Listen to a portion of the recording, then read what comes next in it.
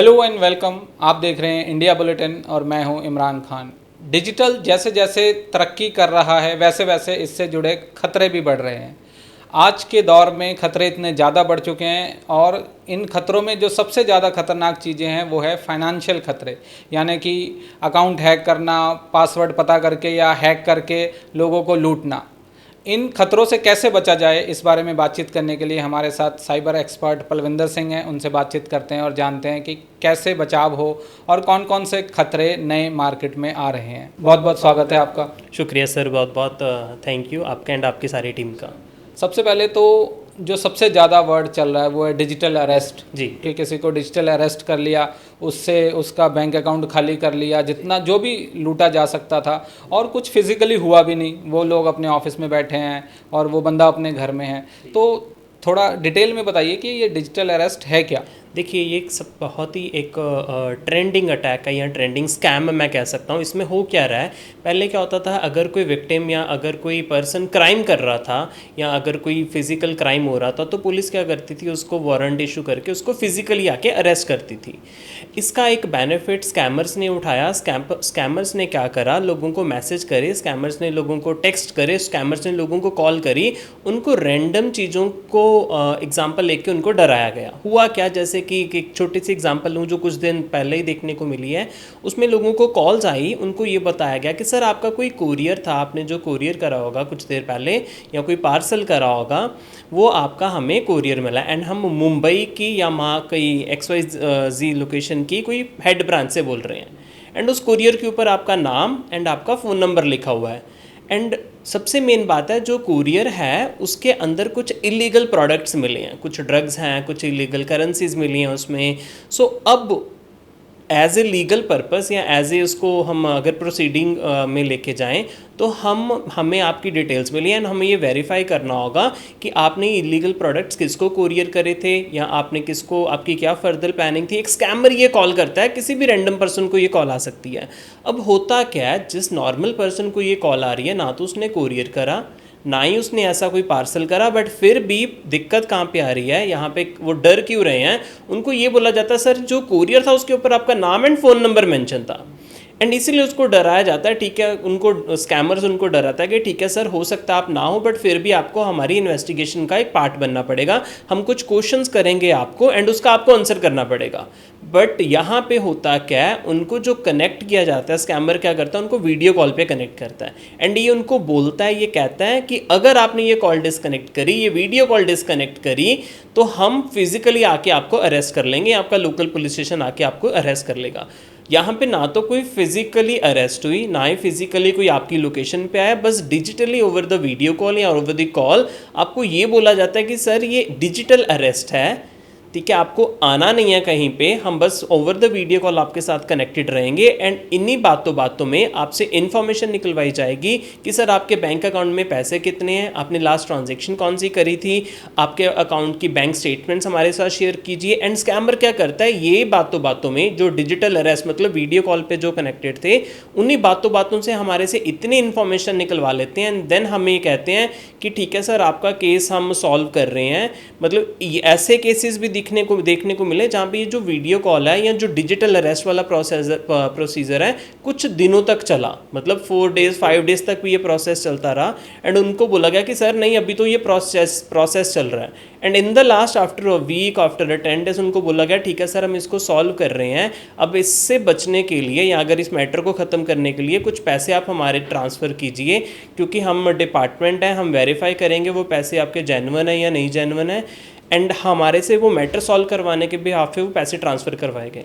And इसी digital arrest का एक एग्जांपल देते हुए, डिजिटल अरेस्ट का नाम लेके हमारे पैसे उन्होंने ट्रांसफ़र करवा लिए एंड एक्चुअल में जब विक्टिम को पता चला कि यार मुझे ये जो कॉल आई थी ये स्कैमर की थी, एंड ये भी डराया जाता है, विक्टिम को ये डराया जाता है कि आपको इस कॉल के बारे में किसी को बताना नहीं है, आपको इस कॉल के बारे में किसी को, अपने फ्रेंड को, रिलेटिव को या नियर बाय किसी को नहीं बताना, तो फिर भी आपके अगेंस्ट एक्शन हो जाएगा।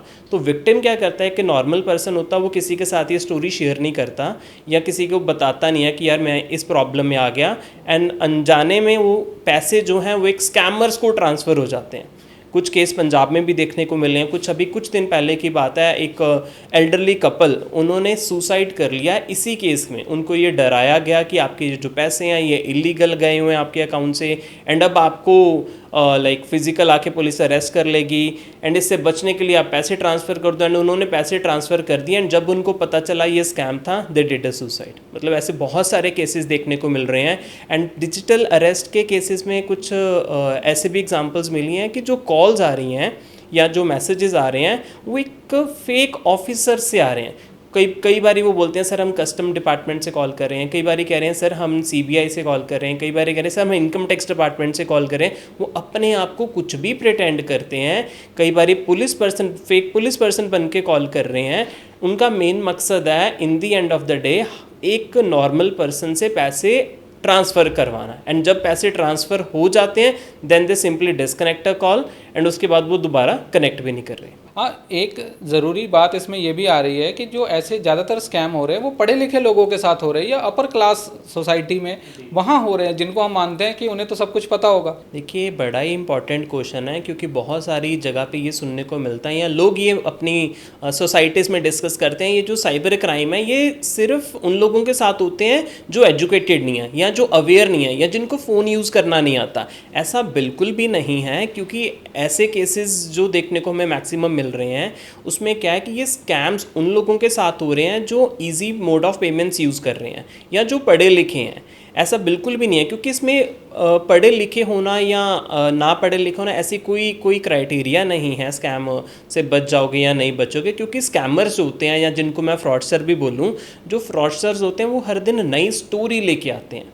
उनकी हर दिन कहानी अलग होती है। कभी वो बोलते हैं कि आपकी कौन बनेगा करोड़पति की लॉटरी निकली है 25 लाख की।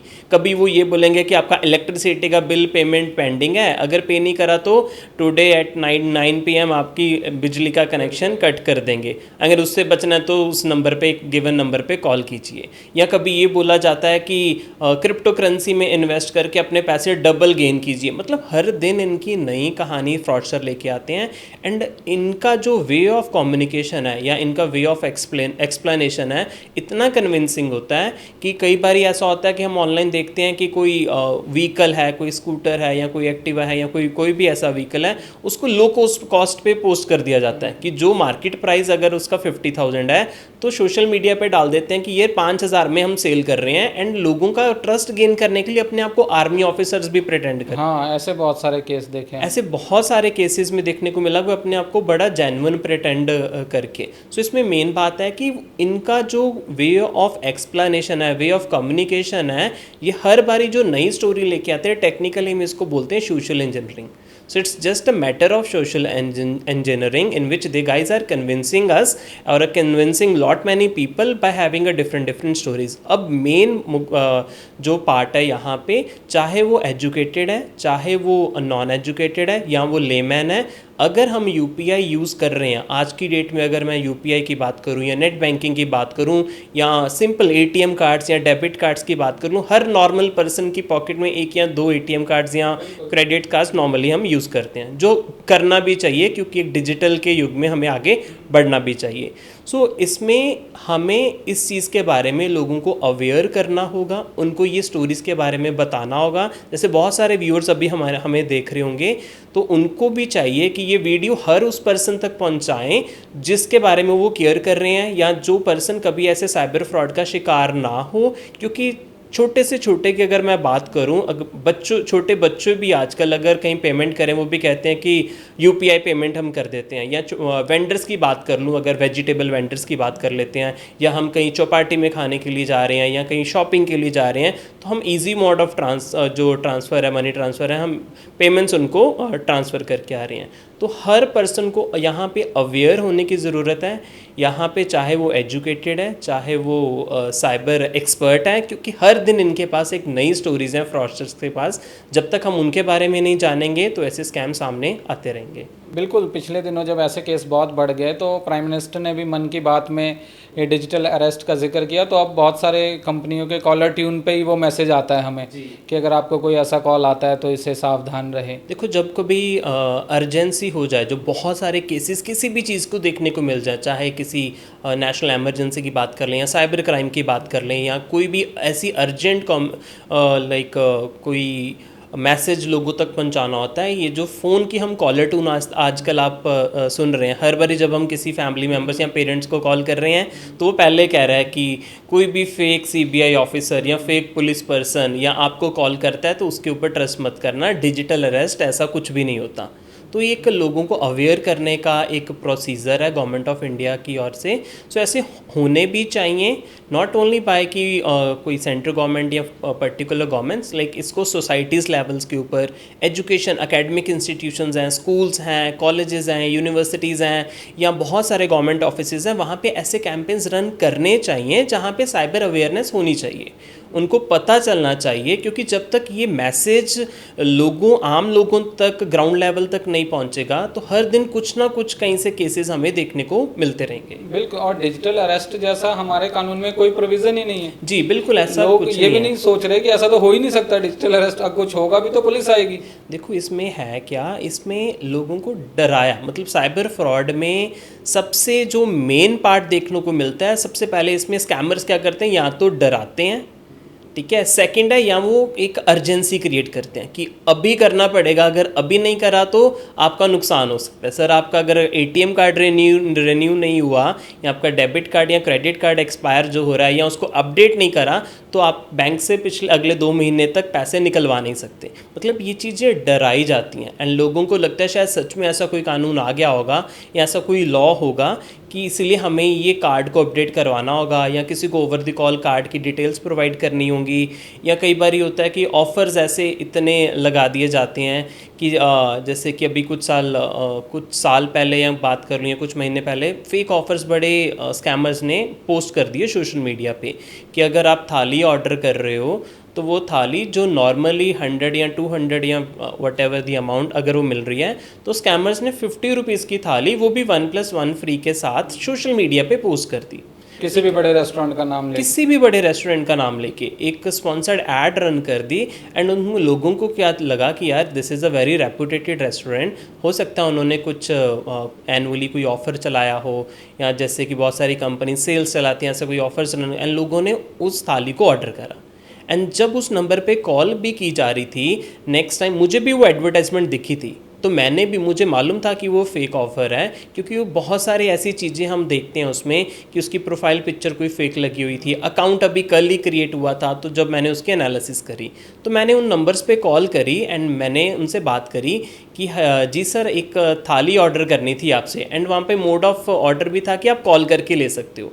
तो मुझे आगे से रिस्पॉन्स आया, जी सर आपकी थाली ऑर्डर हो जाएगी।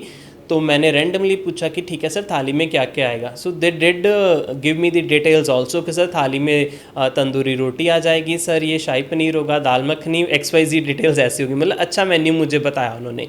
एंड देन मैंने पूछा सर ठीक है मैं ऑर्डर कैसे कर सकता हूँ ये थाली। कहते सर अभी आपके फ़ोन पे एक लिंक हम भेज रहे हैं, उस लिंक पे क्लिक करके आप ऑर्डर कर सकते हो। And this is really shocking to मी।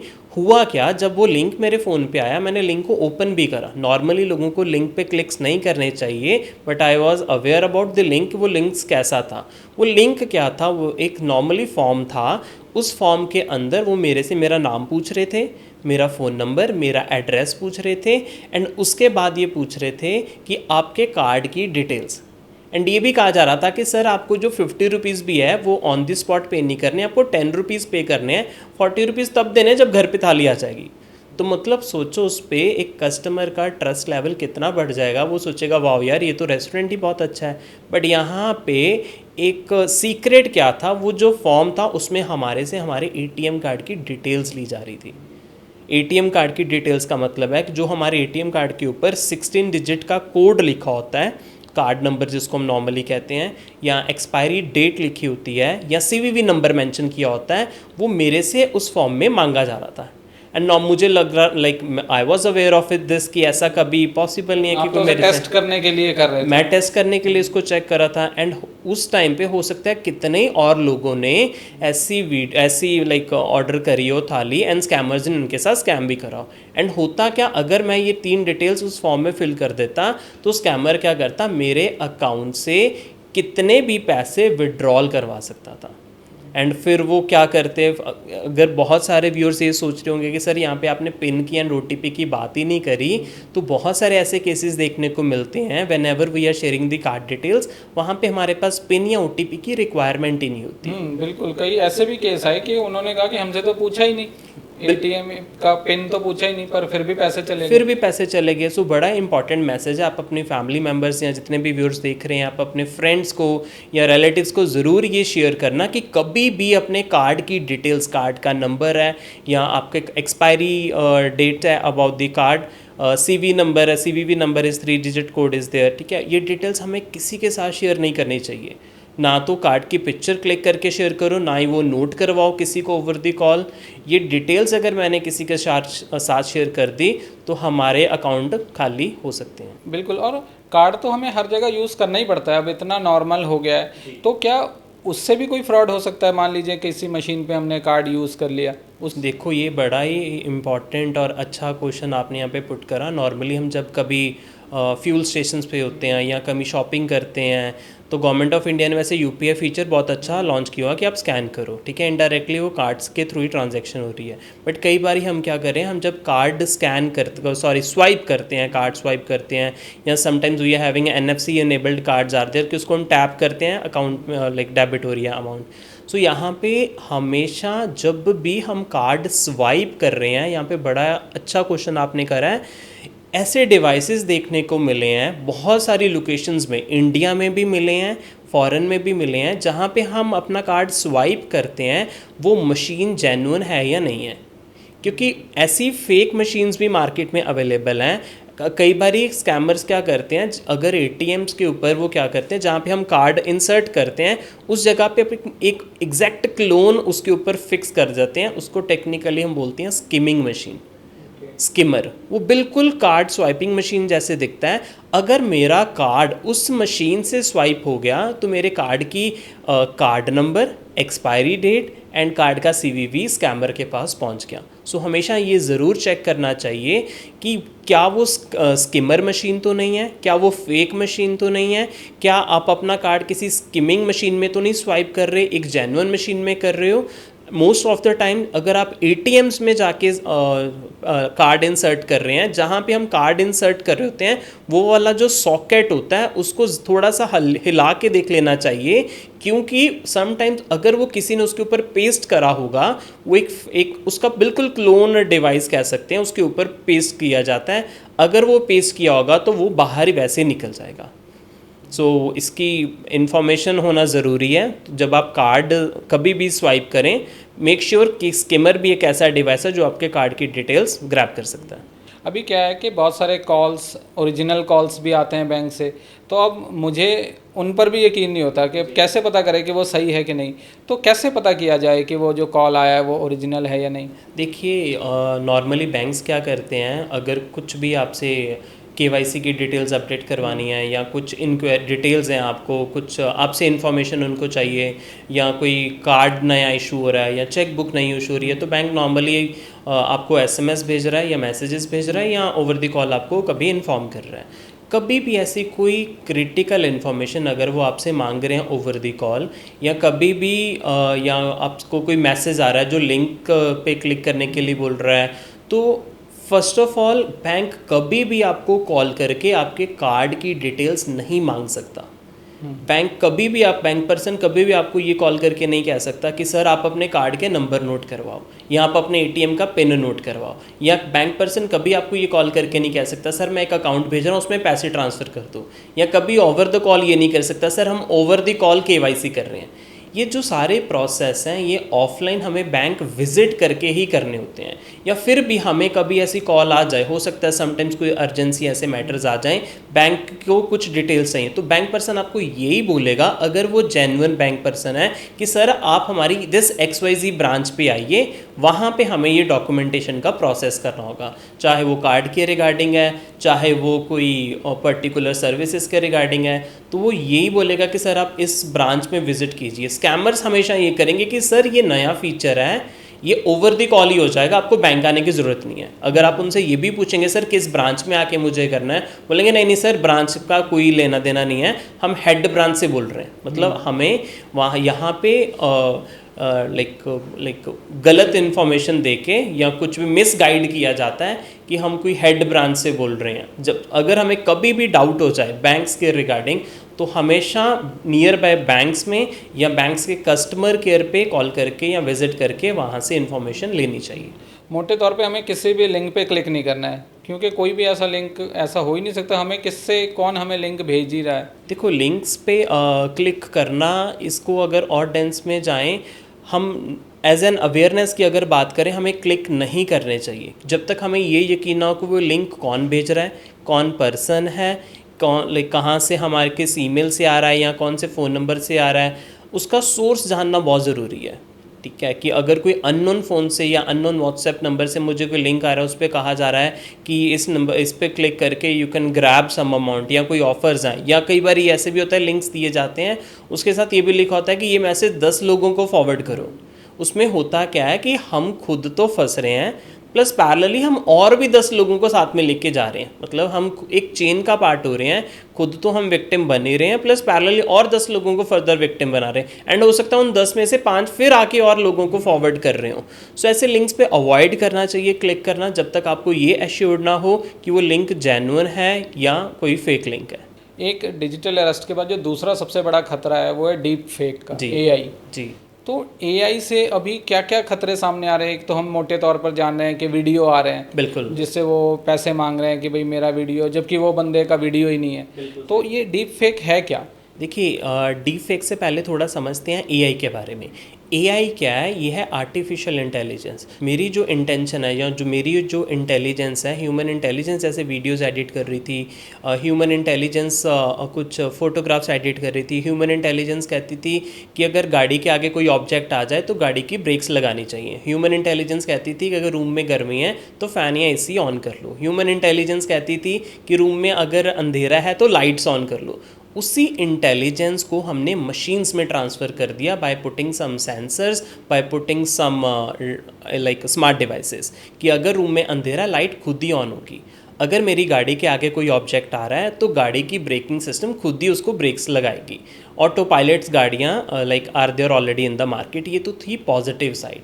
इसकी अगर मैं नेगेटिव साइड की बात करूँ, जैसे आपने एग्जांपल मिला डीप फेक, डीप फेक की भी लाइक बहुत सारे केसेस मार्केट में देखने को मिल रहे हैं। डीप फेक है क्या? डीप फेक में क्या है कि एक जो एडिटिंग पहले की जाती थी, जैसे नॉर्मली हम फोटोज़ एडिट कर रहे हैं या उसमें होता था कि फेस किसी का लगा दिया एंड बॉडी किसी की होती थी, नॉर्मली उसको फ़ोटोज़ एडिट कर रहे हैं, बट उसके फिर भी बहुत सारे ऐसे वेज होते थे जहाँ से हम आइडेंटिफाई कर लेते थे कि नहीं नहीं यार ये तो फोटोशॉप है, ये तो किसी ने फेस अलग लगाया हुआ है क्योंकि उसका हेयर स्टाइल डिफरेंट जा रहा है, या उसका नोज़ मैच नहीं कर रहा है, या उसका बॉडी का कलर मैच नहीं कर रहा, या उसकी आँखें एक साइड को जा रही है। मतलब बहुत सारे उसमें लूप होल्स रह जाते थे।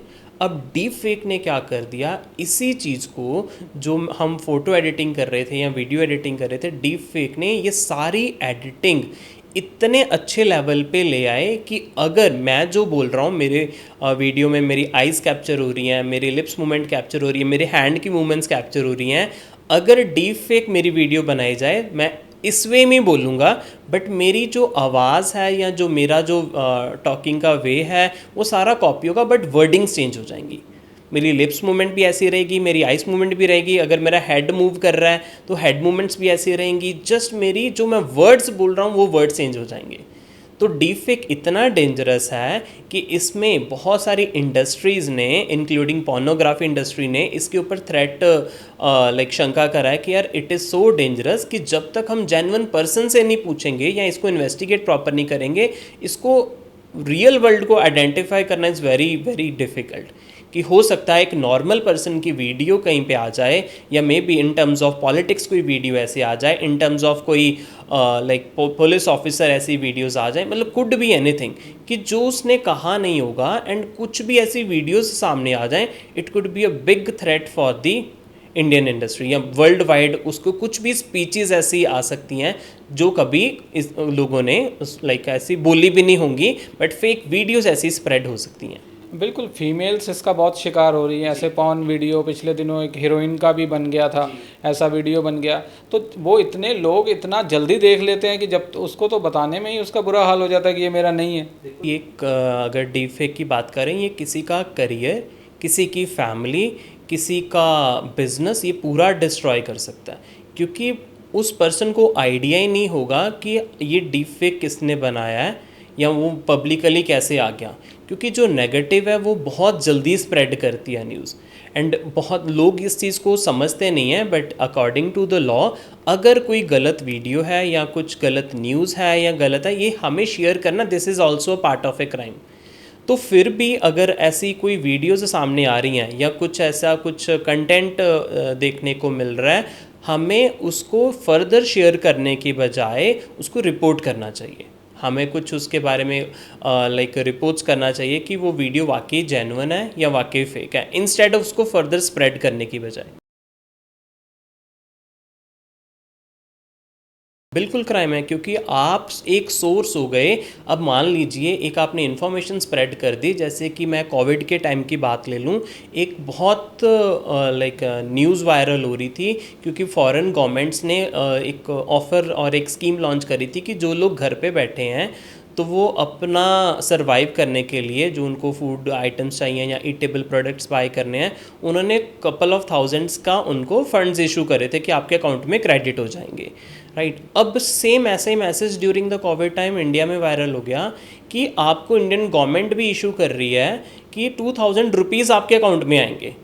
एंड लोगों को लग रहा था वाकई शायद ऐसा कुछ स्कीम मार्केट में आ गई हो, एंड स्कैमर्स ने इसका बेनिफिट उठाया। उस टाइम पे भी स्कैमर्स ने क्या करा, वो मैसेज बना के लोगों को फर्दर फॉरवर्ड करना स्टार्ट कर दिया, एंड उसके नीचे लिंक लगा दिया कि ये जो पैसे आएंगे ये 7 डेज़ में आपके अकाउंट में आ जाएंगे, बट ये आपके डायरेक्ट अकाउंट में ना आके आपके ATM कार्ड में आएंगे।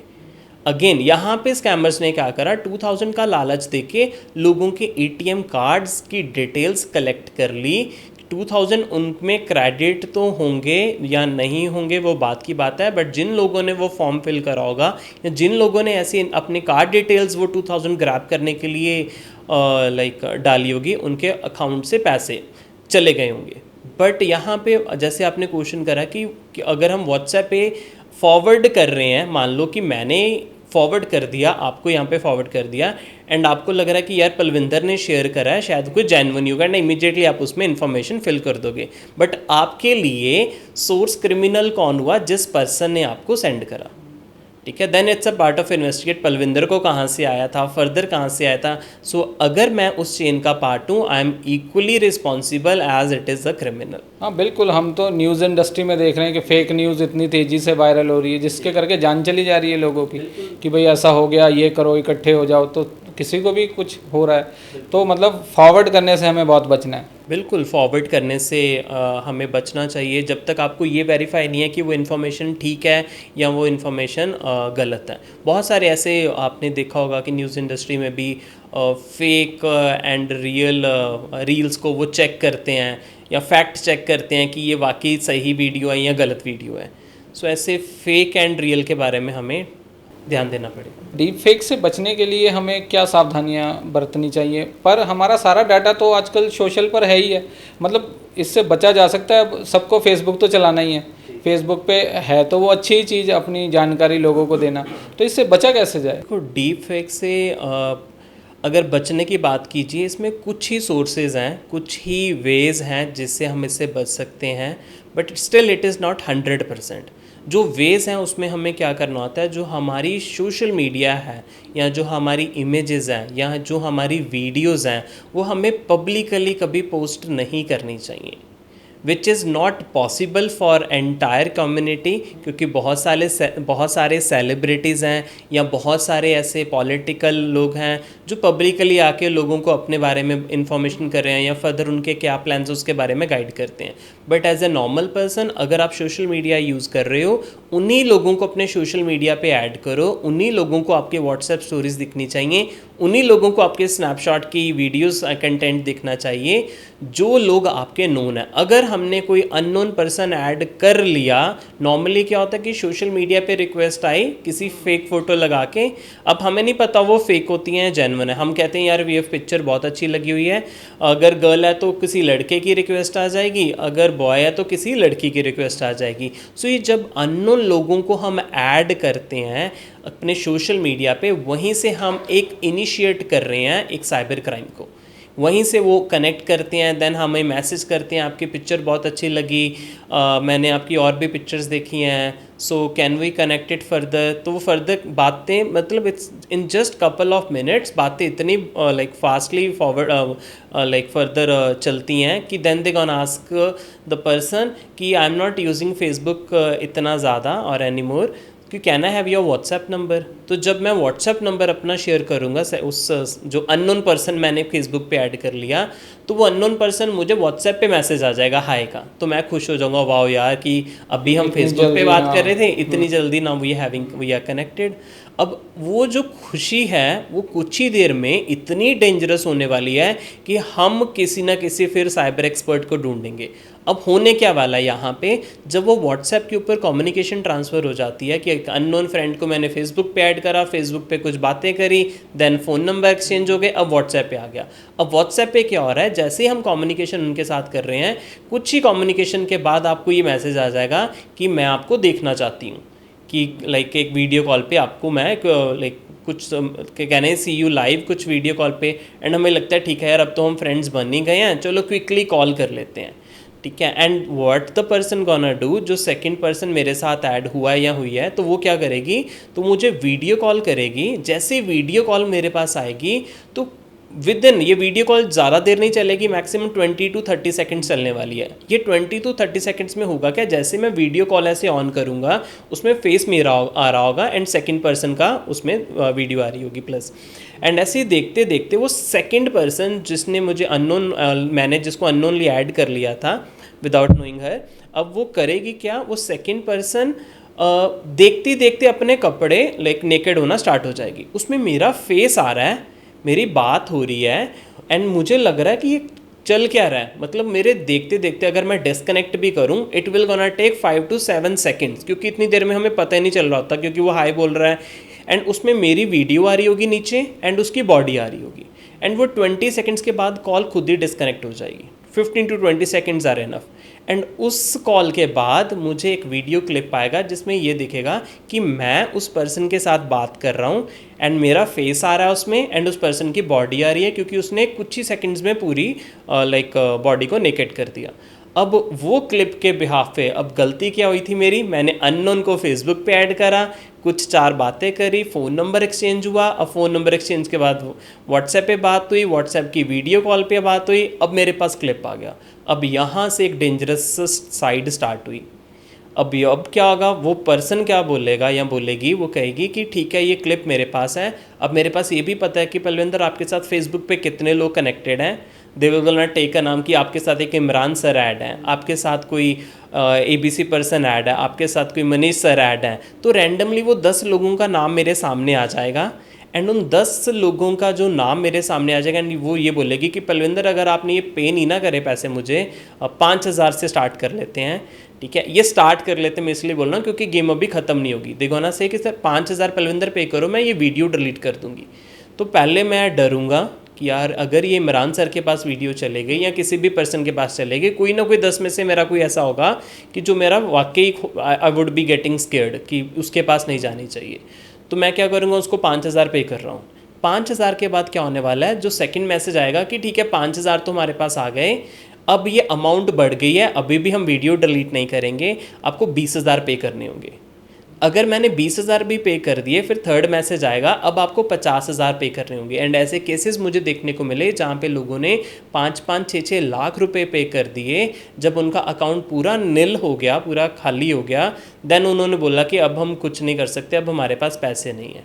एंड फिर उन्होंने कुछ अपने फ्रेंड्स के साथ बात करी कि मेरे साथ ऐसा हुआ, मैंने किसी वीडियो कॉल पे किसी से बात करी, एंड देन कुछ केसेस हमारे पास भी ऐसे पहुंचे थे कि जिन्होंने इतना करने के बाद हमारे पास बताया कि हमने तो इतने पैसे ट्रांसफ़र कर दिए। एंड देन हमने उनको गाइड करा कि अगर ऐसी कोई भी वीडियो कॉल्स आ रही हैं, पहली चीज़ हमें वीडियो कॉल्स अननोन नंबर से एक्सेप्ट नहीं करनी चाहिए।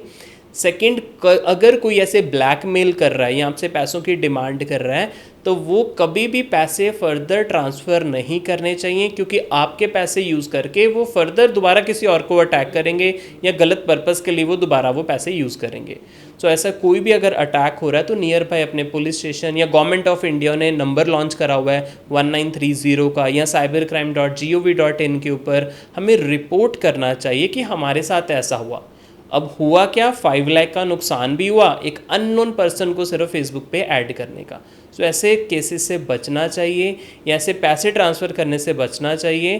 पहली चीज़, अननोन कॉल्स जो हमें आ रही हैं व्हाट्सएप के ऊपर आ रही हैं, ऐसी वीडियो कॉल्स को एक्सेप्ट करना ही नहीं चाहिए, क्योंकि हम जैसे ही एक्सेप्ट कर रहे हैं वो वीडियो क्लिप अगर 5 to 10 सेकेंड्स का भी बन गया तो it would gonna have a big problem for you. बिल्कुल, जबकि हमें पता ही नहीं है कि आगे होने क्या वाला है।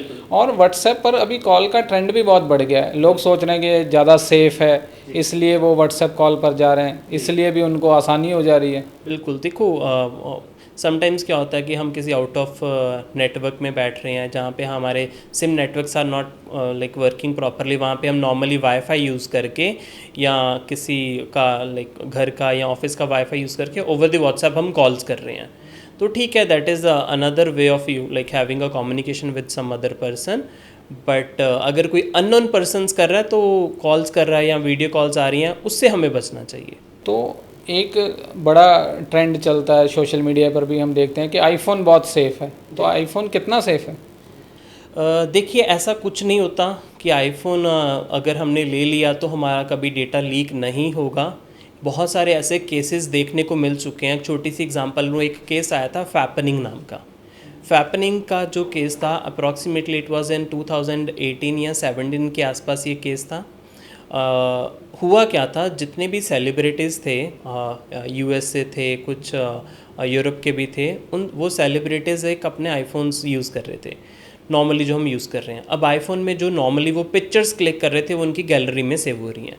अगर मैं एंड्रॉयड फ़ोन की बात करूँ तो फ़ोन में क्या होता है कि अगर हमने गूगल फ़ोटोज़ ऑन करा हुआ है, हमारी सारी फ़ोन की photos are getting upload to the Google photos, cloud पे अपलोड हो रही हैं। बट यहाँ पे same process is for iPhone. IPhone में क्या हो रहा था, जो भी हमारी फ़ोटोज़ हम क्लिक कर रहे हैं वो आई क्लाउड के ऊपर, मतलब ओवर द क्लाउड, वो फ़ोटो सारी अपलोड हो रही हैं।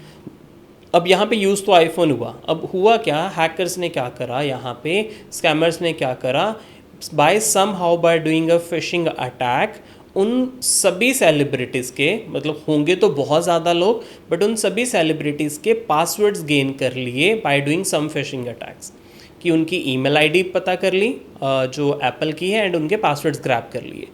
अब जैसे ही अगर हमारी मेल आईडी एंड पासवर्ड किसी हैकर के पास पहुंच रहा है या कोई पर्सन उसको लॉगिन कर रहा है, तो हमारी जो भी क्लाउड में डेटा है, चाहे वो फ़ोटोज़ हैं, चाहे वो कॉन्टैक्ट्स हैं, कोई देख सकता है। सेम प्रोसेस उनके साथ हुआ, जैसे कि आपने अभी स्टार्ट करा कि आईफोन कितना सेफ़ है, सेम प्रोसेस वो भी आईफोन यूज़ कर रहे थे। तो जितनी भी वो सेलिब्रिटीज़ थी, उनकी मोबाइल में से जो पर्सनल उनकी पिक्चर्स हैं या फैमिली पिक्चर्स हैं या व्हाटएवर उनकी जो XYZ पिक्चर्स हैं, वो सारी पिक्चर्स पब्लिकली लीक कर दी, and that case was called as a fappening. And इसका सेकंड वर्जन फैपनिंग 2.0 भी वाज देयर, एंड उसमें भी ऐसे ही बहुत सारे लोगों के क्रेडेंशियल्स, बहुत सारे लोगों की इंपॉर्टेंट फ़ोटोज़ या secret photos I should say, वो पब्लिकली वाज अवेलेबल। हाँ, एक फ़ोटो मान लीजिए, जैसे हम एक कहते हैं कि हमने एक फ़ोटो खींचा पर हमने किसी को भेजा नहीं, तो और हम अपने फ़ोन से डिलीट कर देंगे, तो क्या वो भी जब फ़ोटो डिलीट होने के बाद दोबारा रिकवर हो जाती है या डिलीट होने के बाद डिलीट हो जाती है? देखो, ये एक अच्छा क्वेश्चन है। इसमें डिपेंड करता है कि हम मेमोरी डिवाइस कौन सा यूज़ कर रहे हैं, ठीक है। अगर तो मैं इन जनरल बात करूं, होता क्या, हमारे हर मेमोरी डिवाइस के अंदर कुछ सेक्टर्स होते हैं। जब हम डेटा डिलीट करते हैं कुछ भी, वो सेक्टर्स में जाके सेव हो रहा है, एंड हमें लगता है वो फ़ोन से डिलीट हो गया या मेमोरी कार्ड से वो डिलीट हो गया या हार्ड डिस्क से वो डिलीट हो गया। डिलीटेड डेटा मतलब हमें पूरी ब्लैंक एक पेन ड्राइव दिख रही है या मेमोरी कार्ड दिख रहा है, डिलीटेड डेटा भी रिकवर होता है। सो अगर आप अपने मोबाइल फ़ोन मार्केट्स में सेल कर रहे हैं या मेमोरी कार्ड से सेल कर रहे हैं या हार्ड डिस्क कभी सेल कर रहे हैं, तो ये ज़रूर माइंड में रखना कि आपका अगर फॉर्मेटेड डेटा है या डिलीटेड डेटा है वो रिकवर हो सकता है। सो उससे बचने के लिए you have to use some wiping tools, some erasing tools are there, जिसमें वो कुछ ट्रैश मेमोरी या ट्रैश डम्प्स को ओवरराइट करके आपकी मेमोरीज डिवाइसेस को अनरिकवरेबल बनाते हैं। या तो ऐसा जो गैजेट्स हैं उन्हें बेचा ही ना जाए, क्योंकि कहीं ना कहीं तो उसका कोई ना कोई यूज़ कर ही लेगा। नहीं, इसका देखो, अगर मैं जेन्युइन यूज़ की बात करूं, ठीक है, अगर मेरे फैमिली की पिक्चर्स हैं, ठीक है, हमारे कुछ मैरिज की वीडियोस हैं या कोई फैमिली ने फंक्शन करा तो एक फ़ोटोग्राफ़र ने उसकी वीडियोस क्लिक कर दी, ठीक है, by the end of the day उस मेमोरी कार्ड को पता चला कि एक जो फोटोग्राफ़र हमने हायर करा था वो कह रहा है सर मेरा मेमोरी कार्ड करप्ट हो गया या वो डिलीट हो गया, समहाउ फाइल्स डिलीट हो गई। तो इसका पॉजिटिव यूज़ उन लोगों के लिए है जिनका वाकई कुछ इंपॉर्टेंट डेटा है एंड गलती से डिलीट हो गया, उसको रिकवर करना। अगर ये मैं टेक्नोलॉजी को ही बैन करूँगा तो बहुत सारी इंडस्ट्रीज़ या बहुत सारे ऐसे लोग हैं जो बिल्कुल ही होपलेस हो जाएंगे कि गलती से अगर डेटा डिलीट हुआ तो वो अनरिकवरेबल परमानेंटली हो जाएगा। एक सवाल ये है कि जो ऐप परमिशन मांगते हैं हमसे, उसका क्या मतलब होता है? जैसे वो कहते हैं कि क्या हम आपके कॉन्टैक्ट्स को वो कर सकते हैं या गैलरी को कर सकते हैं, तो इसका मतलब कि वो हमारे सारे कॉन्टैक्ट्स को पढ़ पा रहे हैं? बड़ा ही इंपॉर्टेंट क्वेश्चन है यहाँ पे। जितनी बारी हम अपने मोबाइल में कोई एप्लीकेशन इंस्टॉल करते हैं तो हमारे सामने एक परमिशंस की ऑप्शन आती है जिस पे लिखा होता है अलाउ एंड डिसअलाउ। तो हम नॉर्मली बिना पढ़े हर बारी जब कोई ऐप इंस्टॉल करें अलाउ अलाउ अलाउ पे क्लिक कर रहे हैं। तो यहाँ पे जितने भी व्यूअर्स देख रहे हैं उनको मैं एक छोटा सा यहाँ पे पॉइंट क्लियर कराऊँ। आपके अलाउ करने का मतलब है कि आपके सारे कॉन्टैक्ट्स जो आपने अलाउ कर दिए थे कॉन्टैक्ट्स, उसकी एक कॉपी उस एप्लीकेशन के पास जा रही है। अगर आपने अलाउ लोकेशंस के लिए करा तो आपके मोबाइल की लोकेशन, मतलब ऑब्वियसली आपकी लोकेशन उस कंपनी के पास जा रही है कि आप कहाँ पे बैठे हो। अगर आपने माइक की परमिशन ऑन कर दी, जब माइक यूज़ हो रहा है या नहीं भी हो रहा है, ऐसा भी हो सकता है, तो अगर मेरा फ़ोन यहाँ पे पड़ा है तो अगर मैंने अलाउ करा हुआ तो वो XYZ कंपनी उसको सुन सकती है। एंड इसकी अगर छोटी सी एग्जांपल दूं, मोस्ट ऑफ द टाइम्स जब अगर हम बातें घर पे कर रहे हैं कि आज हम कौन सी रेसिपी सर्च करेंगे एंड कौन से शूज़ बाय करेंगे या कौन से कहीं घूमने जाएंगे, एंड कुछ देर के बाद आपको यूट्यूब में वो वीडियोस दिखती हैं या गूगल पे वो एडवर्टाइजमेंट्स आपको दिखना स्टार्ट हो जाती हैं। तो कभी भी जब भी आप एप्लीकेशन इंस्टॉल कर रहे हो तो ये ज़रूर रीड करना चाहिए हमें कहाँ पे अलाउ करना है या नहीं करना। अगर मैं कोई गेमिंग ऐप की बात करूँ, कोई नॉर्मली घर पे बच्चे गेम्स खेल रहे हैं, अगर वो गेमिंग ऐप की बात करूँ उसको हमें कॉन्टैक्ट्स कभी नहीं देने चाहिए, क्योंकि गेम ऐप को मेरे कॉन्टैक्ट से कोई मतलब नहीं है। बहुत सारे ऐप, जैसे मैंने कोई न्यूज़ का ऐप किया तो वो कह रहा है कि कांटेक्ट बताओ, उनको मेरे कांटेक्ट से क्या लेना देना? एग्जैक्टली। सो ये बहुत ही एक क्रिटिकल पॉइंट है कि वो हमारे कॉन्टैक्ट्स को क्या करेंगे एंड कहाँ पे यूज़ कर रहे होंगे। तो अगर कोई ऐसी एप्लीकेशन है, अगर मैं जैसे न्यूज़ एप्लीकेशन की आपने बात करी, तो अगर न्यूज़ एप्लीकेशन आपके कॉन्टैक्ट्स मांग रही है वहाँ पे हमें डिसअलाउ करना चाहिए। न्यूज़ एप्लीकेशन अगर मेरा कैमरा एक्सेस मांग रही है तो डिसअलाउ करना चाहिए। अगर कोई गेमिंग एप्लीकेशन मेरे घर की लोकेशन मांग रही है तो हमें डिसअलाउ करना चाहिए। अगर हम हर बारी अलाउ अलाउ पे क्लिक कर रहे हैं, दैट मीन्स मैं पूरी अपनी डिटेल्स एक थर्ड पार्टी कंपनी को प्रोवाइड कर रहा हूँ एंड वो कंपनी फर्दर कहाँ पे यूज़ करेगी उस कंपनी की मर्जी है। जैसे न्यूज़ ऐप है उसमें तो मुझे कुछ ऑडियो वीडियो कुछ अलाउ करने की ज़रूरत नहीं है, पर मान लीजिए व्हाट्सएप है, उसमें तो मुझे अलाउ करूँगा तभी कॉल होगा। बिल्कुल, यहाँ पे यही मैं समझाने की कोशिश कर रहा हूँ कि जहाँ पे हमें ज़रूरत है, क्योंकि व्हाट्सएप पे ऊपर अगर मैं माइक अलाउ नहीं करूँगा तो मैं किसी से कॉल पे बात नहीं कर सकता। अगर मैं कैमरा अलाउ नहीं करूँगा तो मैं वीडियो कॉल नहीं कर पाऊँगा। अगर मैं उस पर कॉन्टैक्ट्स अलाउ नहीं करूँगा उसके बिना भी व्हाट्सएप चलेगा, बट उसमें होगा क्या, जो आपके नॉन कॉन्टैक्ट्स आप उनको सर्च नहीं कर पाओगे। तो ये समझना बहुत ज़रूरी है, क्योंकि इसी टेक्नोलॉजी को यूज़ करके एक स्कैम सामने आया। उस पर हुआ क्या, लोगों को मैसेजेस आने स्टार्ट हुए, बहुत सारे लोगों को आए भी होंगे। उस मैसेजेस पे लिखा होगा प्री अप्रूव्ड लोन, कि आपका लोन ऑलरेडी अप्रूव है एंड आप अभी इसको गेन कर सकते हैं। और उसमें अमाउंट्स भी लिखी होती हैं, कभी 10 लाख, कभी 20 लाख या 10,000, 20,000, क्विक लोन, कुछ ऐसे वर्ड्स लिखे होते हैं। हमें लगता है कि यार मुझे पैसों की ज़रूरत है, चलो ट्राई कर लेते हैं उन ऐप्स को, एंड उसके साथ लिंक्स दिए होते हैं। उन लिंक्स पे क्लिक करते हैं, हमारे फ़ोन में एप्लीकेशंस डाउनलोड होती हैं। ऐसे केसेस भी देखने को मिले, हमारे फ़ोन में एप्लीकेशंस डाउनलोड होती हैं एंड वो एप्लीकेशंस क्या करती हैं, हमें कहती हैं कि सबसे पहले, जैसे अभी हम बात कर रहे थे, एप्लीकेशन इंस्टॉल होते ही वो हमारे कॉन्टैक्ट की परमिशन मांगती है। 99 people go simply click on allow कि ठीक है कि अलाउ कर देते हैं। उसके बाद वो हमारी लोकेशन मांगती है, हम उस पर भी अलाउ करते हैं। देन वो हमारी सेल्फ़ी मांगती है, हम सेल्फ़ी भी क्लिक करके उस एप्लीकेशन को दे रहे हैं। देन वो मेरे से आधार कार्ड की पिक्चर्स मांग रही हैं, देन पैन कार्ड की पिक्चर मांग रही हैं, देन बैंक अकाउंट मांग रही हैं। एंड ये जो एप्लीकेशन का अभी वो कह रहे हैं ये प्रोसेस है अभी एप्लीकेशन यूज़ करने का। अगर मेरा ये सारा डेटा मैंने एप्लीकेशन को प्रोवाइड कर दिया, उसके बाद वो क्या करते हैं, वो कहते हैं आपका जो अप्रूव्ड लोन की लिमिट है दैट इज़ 2000, कि अभी आपको 2000 रुपीज़ आपके अकाउंट में क्रेडिट ही हो पाएंगे। एंड नॉर्मली लोग करते हैं कि ठीक है मुझे 2000 लेना है या नहीं लेना, वो यहीं पे रुक जाते हैं कि यार मुझे तो पैसे, ज़्यादा पैसों की ज़रूरत थी। अब इसके बाद क्या होगा, कुछ ही सेकंड्स के बाद आपके अकाउंट में 2000 रुपीज़ आ जाएंगे। ठीक है, मैंने कोई उनको परमिशन नहीं दी, बस मैंने एप्लीकेशन इंस्टॉल करी थी, उसमें सारा डेटा उन्होंने मेरा ले लिया। अब 2000 आ जाएंगे तो हम उनके कस्टमर केयर पे कॉल करेंगे, क्योंकि वो कोई ऐसी बैंकिंग एप्लीकेशंस नहीं होती, स्टैंडर्ड बैंक्स नहीं होते। उनका नाम भी एप्लीकेशन का होता है कि क्विक लोन्स, उनका नाम होता है कि अर्जेंट लोन्स, कुछ ऐसे उनके नाम है, लोन 1 लोन 2 लोन्स, कुछ ऐसे उनके नेम्स होते हैं। एंड उनसे अगर उनके चैट बॉक्स पे बात की जाए, वो कहते हैं ठीक है आप इस नंबर पे आप 2000 रुपीज़ वापस कर दीजिए। एंड हमें कई केसेस में ऐसा दिखा कि लोगों ने वापस भी करे हैं, कई केसों में लोगों ने बोला कि नहीं यार मैं बाद में वापस करूंगा, अभी मुझे श्योर नहीं है, कि क्योंकि वो सिंपली व्हाट्सएप नंबर या कोई यूपीआई नंबर दे देते हैं उस पर वापस करने का। अब होता क्या है, यहाँ पे जो पैसे 2000 मेरे पास आए थे, एक हफ्ते के बाद मुझे कॉल आएगी कि सर आपने एक हफ्ते पहले जो लोन लिया था 2000 रुपीज़ का, अब उसका इंटरेस्ट पे करने का टाइम आया। ठीक है, अब इंटरेस्ट पे करने पे मैं बोलूँगा कि ठीक है बताइए कितना इंटरेस्ट है। जो 2000 रुपीज़ हमने लिए थे उसका इंटरेस्ट वो बताएंगे सर 20,000। एंड यहाँ पे जिस पर्सन ने वो एप्लीकेशन इंस्टॉल करी थी, या उसने सेल्फी लगाई थी, या अपना आधार कार्ड पैन कार्ड प्रोवाइड करा था, एंड उस पर्सन के लिए एक शॉकिंग टाइम है यहाँ पे। वो सोचेगा हाउ इट इज़ पॉसिबल कि 2000 मैंने क्रेडिट लिए, वो भी मैंने मांगे नहीं, उन्होंने ज़बरदस्ती मेरे अकाउंट में क्रेडिट करवा दिए, एंड उसका इंटरेस्ट के लिए मुझे 20,000 बोला जा रहा है। एंड अगर हम उनसे बात करेंगे कि सर ये 20,000 तो क्यों इंटरेस्ट पे करूँगा, मैं तो आपका 2000 वापस करूँगा, एंड अगर 500 या 1000 जो भी है कि जेन्युइन सी अमाउंट मैं पे कर दूँगा, तो वो लोग क्या करेंगे, वो आपको थ्रेट करते हैं। वो हमें कॉल्स करेंगे, फिर वो बोलेंगे कि सर आपने ये जो 2000 लिया था इसका 20,000 तो पे करना ही पड़ेगा आपको।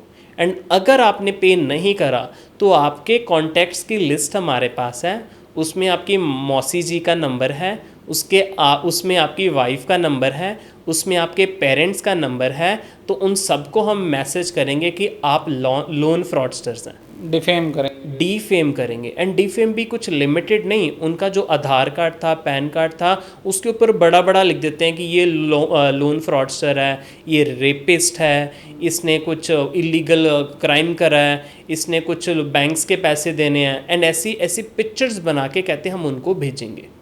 एक जलंधर के केस की अगर मैं बात कर लूँ तो यहाँ पे कैसा केस देखने को मिला था कि सेम प्रोसेस उस पर्सन ने करा, एंड उससे भी पैसों की डिमांड की जा रही थी। वो एक नॉर्मल फैमिली से बिलोंग कर रहा था, and he was about to do suicide. उसकी फ़ोटो के ऊपर ये लिखा हुआ कि इसने किसी 10 ईयर्स की लड़की का रेप करा है, and he is a rapist, plus ये बहुत सारी कंपनीज का लोन इसने देना है, एंड ये भागा हुआ है, एंड कहीं पे भी ये मिले इसको पकड़ लो। एंड ये पिक्चर बना के उसको सेंड कर दी। And person belongs to a very genuine family, he was about to do suicide. He visited to my office, हमने उनको कन्विंस करा कि सर ऐसा कुछ नहीं है, ये इनका काम ही है लोगों को परेशान करना।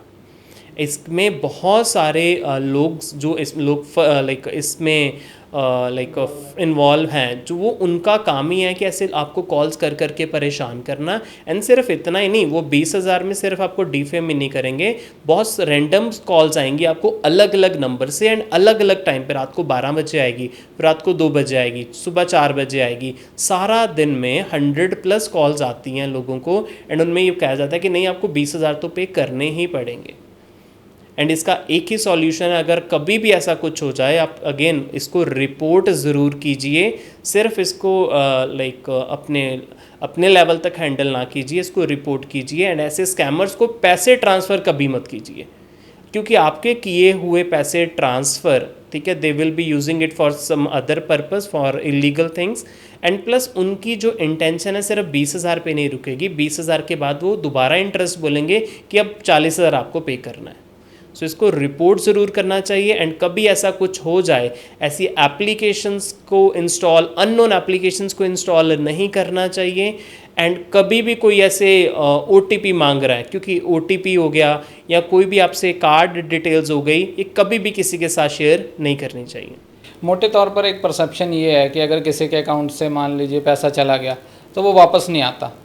तो ऐसे जो केसेस हैं जितने रिपोर्ट हो पा रहे हैं, तो उनमें आपको क्या लगता है कि इन्हें ट्रैक करना इजी है या पैसा वापस आ जाता है? कईयों में तो हमने सुना जो बहुत बड़े केस हो गए, उसमें तो हमने सुना कि उन्होंने जाके रांची जाके या झारखंड, वो जामतारा वाला केस है, वहाँ जाके पकड़ लिए। पर जो किसी की 5,000, 10,000, 20,000 अमाउंट गई, तो वो वापस आ सकती है या उसे इतना टाइम लग जाएगा कि वही हिम्मत हार जाएगा? देखो, जो फिज़िकल क्राइम होते हैं, फिज़िकल क्राइम का मतलब है कि किसी का पर्स स्नैच हो गया, या किसी की गाड़ी कोई चोरी हो गई, या किसी का कोई चेन स्नैचिंग हो गई, या फिज़िकल कुछ कोई हिट करके भाग गया। फिज़िकल क्राइम्स में क्या होता है, हमें ये देखना होता है कि वो किसी CCTV कैमरा में रिकॉर्ड हुआ, या किसी ने उनको ऑन दी स्पॉट पकड़ लिया, या उनको फॉलो अप करके देखा वो किस साइड गए, या उनकी गाड़ी का नंबर नोट हुआ या नहीं हुआ। ज़्यादा से ज़्यादा कितनी दूर का होगा? आसपास का ही होगा? आसपास का होगा, ठीक है। उसमें फिर भी चांसेस हैं, 50-50 के चांसेस हैं। अगर तो डिटेल्स नोट हो गई तो चांसेस आर हाई कि वो पकड़ा जाएगा। अगर कहीं पे कैप्चर नहीं हुआ then it might take a long time. But ये जो साइबर क्राइम्स होते हैं, ये जो डिजिटल क्राइम्स होते हैं, इनमें पकड़ा तो जाएगा ही जाएगा, क्योंकि इसमें हर जगह पे आपका फ़ोन नंबर ट्रैवल कर रहा है, आपकी IP एड्रेस ट्रैवल कर रहा है, आपकी लोकेशन ट्रैवल कर रही है, आप किस टावर पे कनेक्टेड हो उस फ़ोन नंबर को लेके। आप ATM पे जा रहे हैं, वहाँ पे ATM के कैमराज आर देयर। अगर हम ऑनलाइन फंड्स ट्रांसफ़र कर रहे हैं, वो भी अकाउंट टू अकाउंट ट्रांसफ़र होने हैं। अगर किसी फ्रॉडस्टर ने मेरे से पैसे ट्रांसफ़र करवा लिए, वो किसी फ़ोन नंबर या किसी UPI पे करवाएगा, या किसी बैंक अकाउंट में करवाएगा।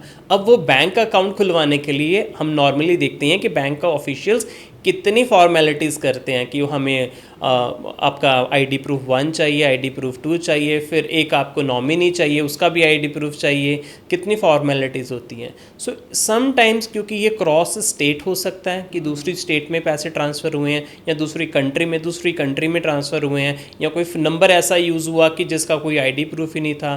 तो जो अगर कोई ऐसे सिम भी सेल कर रहा है जिसका ID प्रूफ वो कस्टमर से नहीं ले रहा, तो जितना वो क्रिमिनल रिस्पॉन्सिबल है जिसने क्राइम करा, उतना ही एग्जैक्टली शॉपकीपर रिस्पॉन्सिबल है जिसने वो सिम सेल करा था, उतना ही बैंक एम्प्लॉय रिस्पॉन्सिबल है अगर उसने उसके डॉक्यूमेंट्स पूरे कलेक्ट नहीं करे।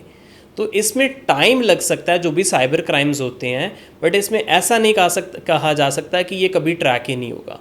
सो it might take a times, but it's not like कि ये पॉसिबल ही नहीं है। हाँ, अभी हमारा जो पुलिस का सिस्टम है वो भी कितना स्ट्रांग हुआ है। मान लीजिए किसी के 2,000 रुपये चले गए, पर वो गए किसी झारखंड के अकाउंट में, तो उसको तो ट्रैक करना पुलिस के लिए भी मुश्किल ही है, क्योंकि उसके लिए फिज़िकली उन्हें वहाँ जाना पड़ेगा। बिल्कुल। सो इसके लिए कुछ गवर्नमेंट ऑफ इंडिया ने ऐसे कॉमन प्लेटफॉर्म्स लॉन्च करे हैं, जैसे cybercrime.gov.in है, कि आप अगर साइबर क्राइम की रिपोर्टिंग करना चाह रहे हो, आप डायरेक्टली उस वेबसाइट पे जाके कर सकते हो।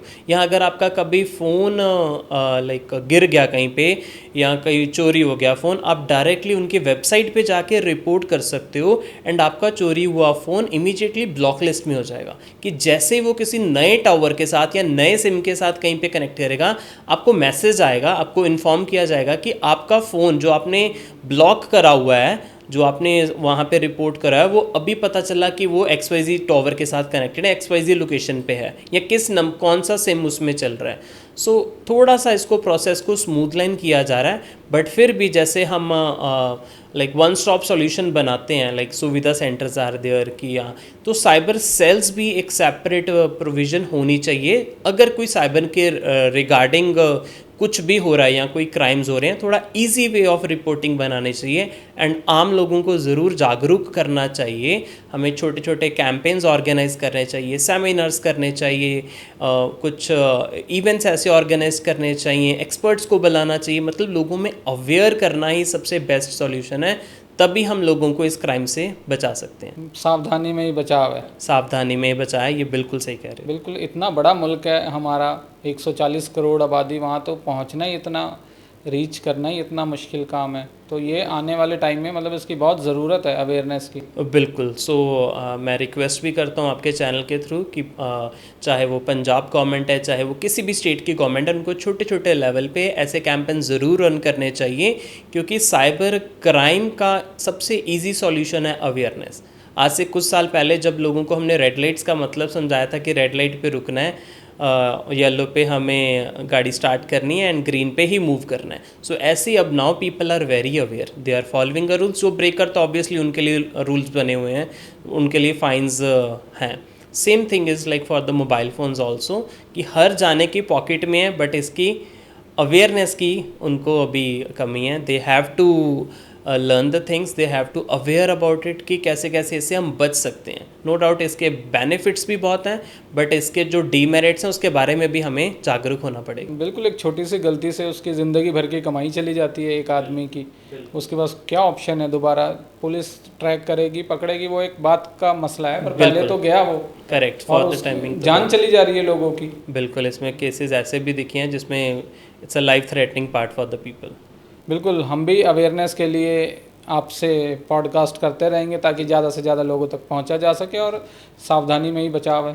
जी बिल्कुल। सो बहुत बहुत शुक्रिया पंजाबी बुलेटिन एंड सारी टीम का, क्योंकि ऐसे प्रोग्राम्स ही हैं जो आपको अवेयर करते हैं, क्योंकि यहाँ पे हम दोनों बैठ के इसके बारे में चर्चा कर रहे हैं, बट ये मैसेज पूरे इंडिया तक पहुँच रहा है। बहुत सारे लोग हैं, मैं ज़रूर बोलूँगा कि जहाँ जहाँ से लोग इसको देख रहे हैं अपने स्टेट को ज़रूर मेंशन करें कमेंट में, हमें भी पता चले हमारी ऑडियंस कहाँ से हैं। एंड ऐसे कोई भी क्वेश्चंस अगर आपके पास आ रहा है, हम भी ट्राई करेंगे कि आपके जितने भी सोशल मीडिया वहाँ पे लोगों को रिप्लाई ज़रूर करें कि अगर आपके पास कोई ऐसा कोई क्राइम है या कोई ऐसा आपके पास कुछ हुआ है या आप कुछ क्वेश्चन पूछना चाह रहे हो, तो ज़रूर मैं रिक्वेस्ट करूँगा आपके थ्रू कि आप इस पे ऊपर आप कमेंट्स में अपने क्वेश्चंस लीव कर सकते हैं। शुक्रिया पलविंदर जी, बहुत बहुत। जी जी, thank you so much sir, शुक्रिया।